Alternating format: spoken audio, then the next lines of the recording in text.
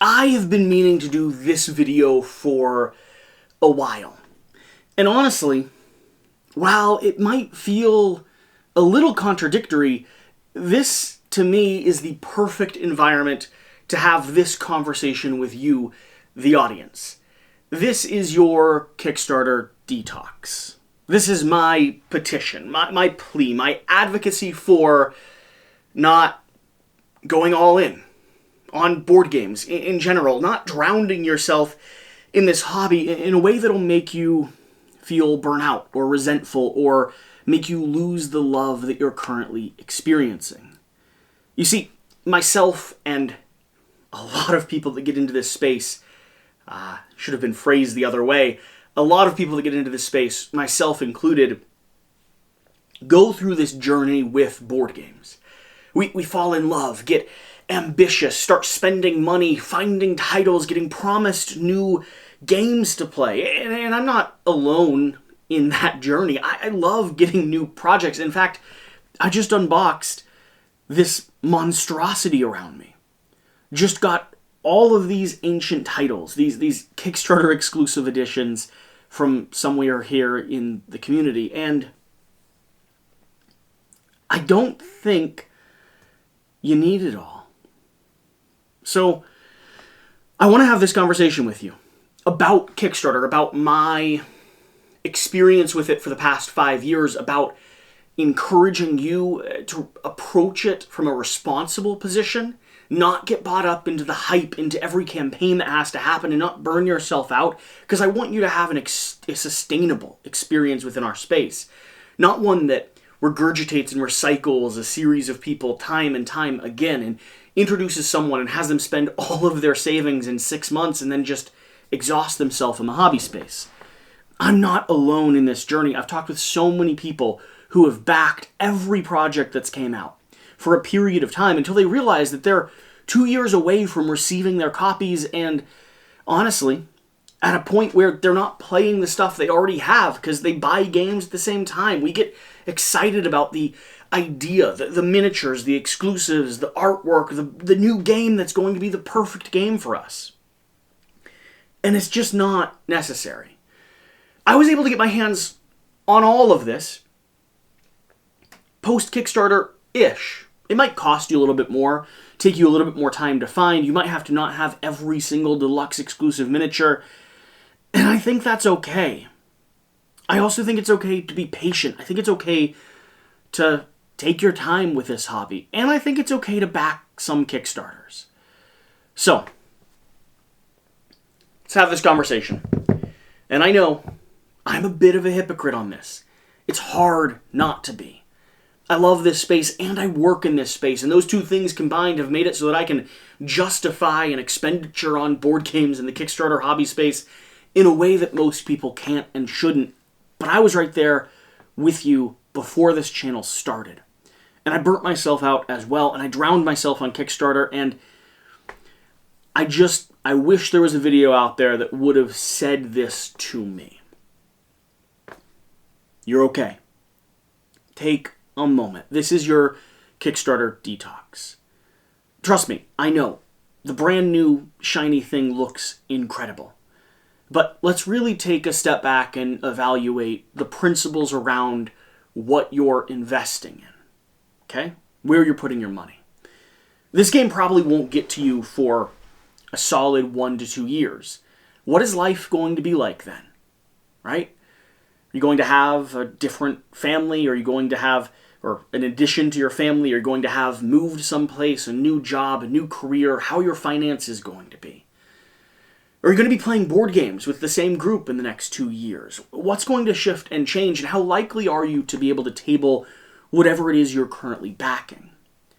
How unavailable is this title going to be? Because I'm going to be honest, in today's Kickstarter marketplace, most things can just be purchased afterwards, or at retail, or within the first month or two, albeit at a slightly higher price, but the moment it comes in. There's very few titles nowadays that are going to be rare and exclusive and hard to get your hands on because the marketplace has matured. It's not like it was back in 2016 where backing a game meant you might be the only person to have it for a long time. It's just not the case in our hobby space anymore. There's more attention, there's more marketing, there's more investment, and there's more people that understand how to make this a sustainable business. And I'll be honest, for the companies that want to sell you their products, one of the ways to make it a sustainable business is to make sure that you can get access to it after the Kickstarter launch. Or, if the game's good enough, it's going to come back to the platform anyway, and then you'll know for sure that it's what you want. How much are you spending? Right? What's your limit? What's your bottom line? Because there's always a new thing. Every week, every month, there's some new title that's worth $500 a piece that's all in and seems like it's the next big thing, and it might be the perfect game for you. I'll be honest about that. You may pass up on some games that you would have loved. Look at your shelf.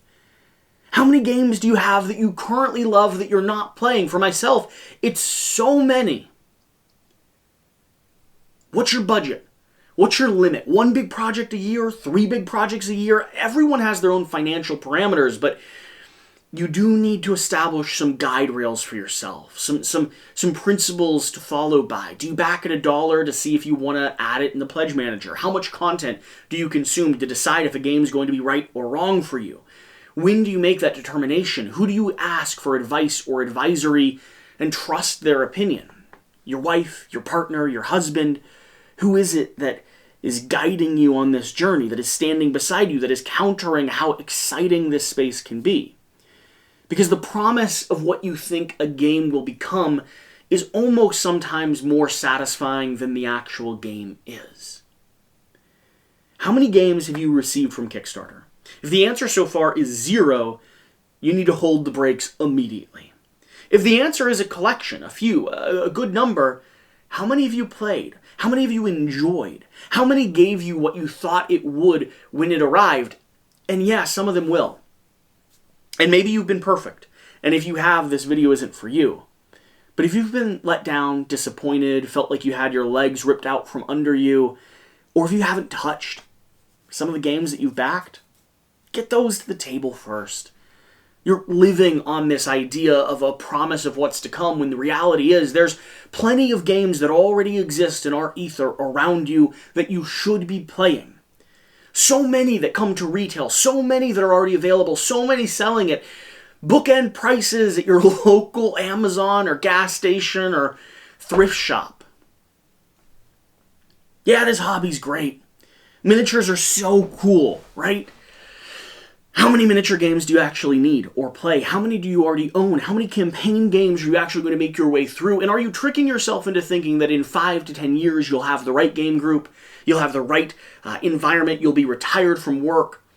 All of those things are just delays and excuses to keep you from, 1, either playing games that you like to own but don't actually like to play, or 2, to justify you continuing to invest in a hobby that, honestly, needs your time, love, and attention more than it needs your money.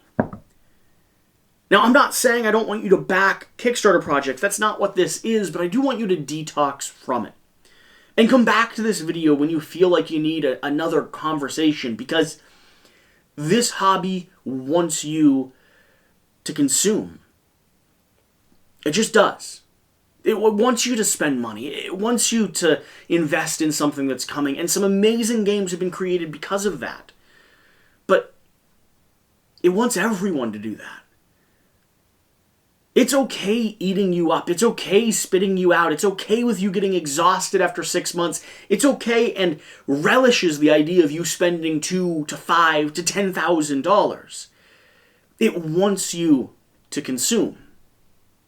Now, that doesn't mean that the individual publishers or the people that are behind the creation of the games do, but I'm talking about the ambient blob that is consumerism, right? That is making a profit, that is producing a product, that is sales and marketing and everything that goes into this. It wants you to do what you're doing.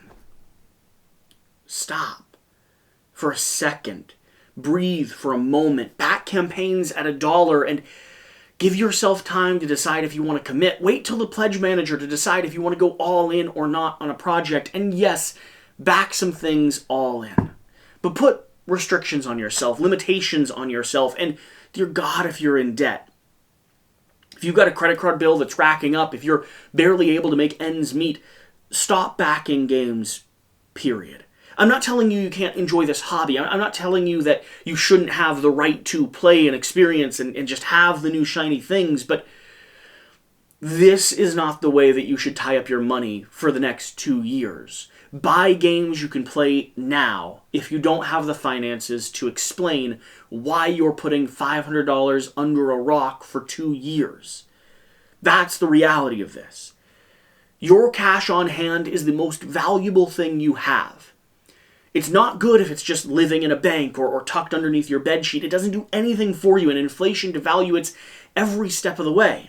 You're going to be able to get the games that you want. Focus on finances, build your income, pay off your debt, get your family stable, get yourself stable, and then sure, go haywire with the hobby, increase your budget, back whatever you want, but do so in a mature, do so in a responsible fashion. And yeah, I know. I'm currently sitting at a table full of games. And there's a few lessons to be learned here. It's not your fault you're struggling with this problem. It is your responsibility. Let me be very clear about that. This hobby chews people up. It wants you to become invested and involved, and everyone's selling you the promise of what a game can be. And some of them are right for some people, but not everyone is right for you. And I know that. Half these games I'm sitting around, I'm probably going to give away here on the channel. Some of these games are perfect for me. Kingdom Death, I would have loved to have backed that originally, but I didn't know enough about this space to responsibly do so. And we're going on 5, 6, 7 years delayed on this project. Thousands of dollars, millions of dollars of individuals' money tied up in this arriving. Blood Rage I love. Should I have backed the original Kickstarter campaign? No, probably not. I was able to get it. It's available. It might not have all the fancy Kickstarter Deluxe components, but end of the day, that's all right. I'm probably never going to play with them anyway, and I play games for a living. I like having them. I do. But I don't need them. I've backed over 300 Kickstarter projects, I believe. About half of those before I ever started this channel, and I'm still waiting on some of those that I backed before Quackalope started to arrive. That's money that I could have used when the world shut down. That's money that I should have had to pay off bills and debt, to pay my rent, to buy food, to not move back in with my dad for a year. We all have our own context. We all have our own experience and journey through this hobby space. But I think more people share this 6-month crescendo of falling in love and buying everything and backing everything, and then they peter out, or they distance, or they regret, or they're just waiting on projects to arrive that are taking too long. So, this is your crowdfunding detox. This is your Kickstarter detox. Slow down. Take a moment to think through what you actually play, what your finances are, what you need to back. Support things at the minimum pledge level, and decide in the pledge manager if you want to add that extra $200 cash. Because it's easy to do when you're clicking a button and not being charged. And after a month or two, it's much harder to do once the hype has died down. I want you to back games. I want you to love our hobby space. I want you to own and play everything that you love. But I don't want you to back things that you don't. I don't want you to spend money on games that you don't need. I don't want games to sit on shrink on your shelf, unloved, unplayed, just promising you a future that probably won't ever come. So, we always say at the end of this that you should do the important thing, which is get out and play some games. So do that. Give yourself parameters. How many unplayed games? How many waiting Kickstarter projects? How much money tied up into the system?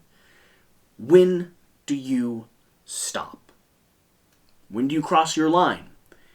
When do you decide to continue backing? When is that?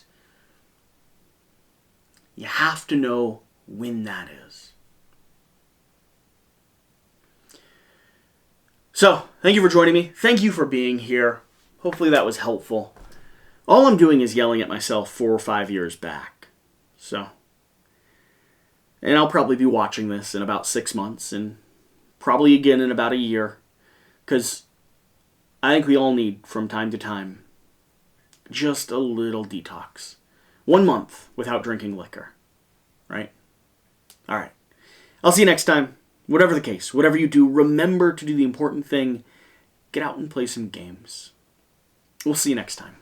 Thank you.